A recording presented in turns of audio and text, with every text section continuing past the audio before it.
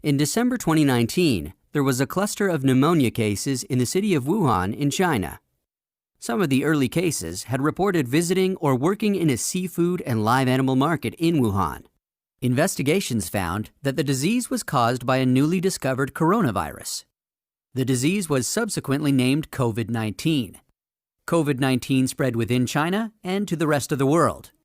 On 30 January 2020, the World Health Organization declared the outbreak a public health emergency of international concern.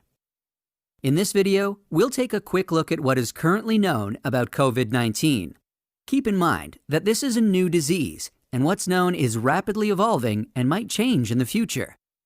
So what is a coronavirus? Coronaviruses are a large group of viruses. They consist of a core of genetic material surrounded by a lipid envelope with protein spikes. This gives it the appearance of a crown. Crown in Latin is called corona, and that's how these viruses get their name. There are different types of coronaviruses that cause illness in animals and humans. In humans, coronaviruses can cause respiratory infections ranging from the common cold to more severe diseases. These include the severe acute respiratory syndrome coronavirus, first identified in China in 2003, the Middle East respiratory syndrome coronavirus that was first identified in Saudi Arabia in 2012, and SARS-CoV-2, the name of the virus that causes COVID-19 that was first reported in December 2019. So, where did this new virus come from? It's known that coronaviruses circulate in a range of animals. Sometimes these viruses can make the jump from animals to humans. This is called a spillover and could be due to a range of factors, such as mutations in the virus or increased contact between humans and animals. For example, MERS-CoV is known to be transmitted from camels, and SARS-CoV from civet cats. The animal reservoir of the new coronavirus is not known yet. How does the disease spread? The disease can spread from person to person through droplets, when an infected person releases those droplets through coughing, talking, or sneezing, for example, when close to another person. It can also spread when infected droplets land on objects, and when another person touches them and then touches their eyes, nose, or mouth. What are the symptoms?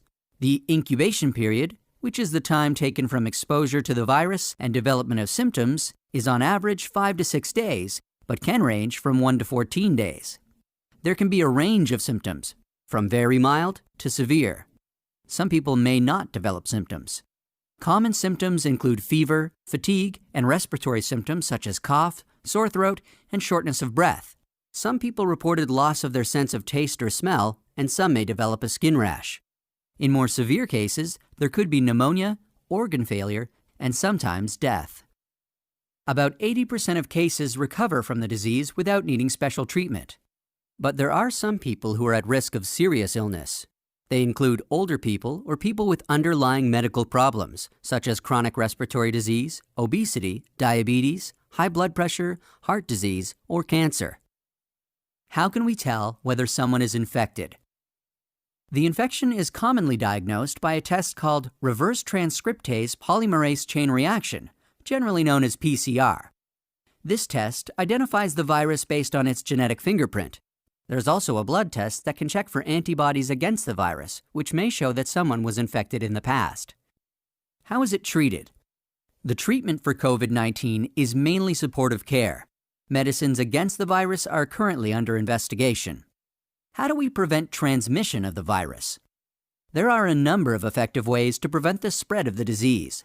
These include covering your mouth and nose when coughing or sneezing with a flexed elbow or tissue, and throwing the tissue in a closed bin immediately after use.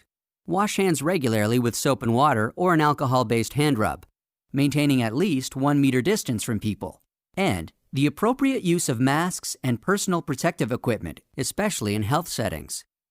It's important to stay home if you're feeling unwell and to call a hotline or your medical professional. But if you have a fever, cough, or difficulty breathing, seek medical care early and share your travel history or contact with someone unwell with your healthcare provider.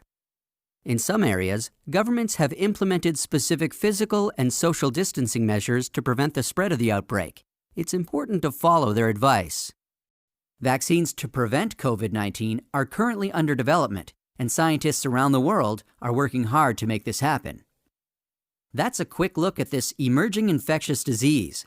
We're still learning about this virus every day, and what's known may change. So please, check the website below for the most up-to-date information.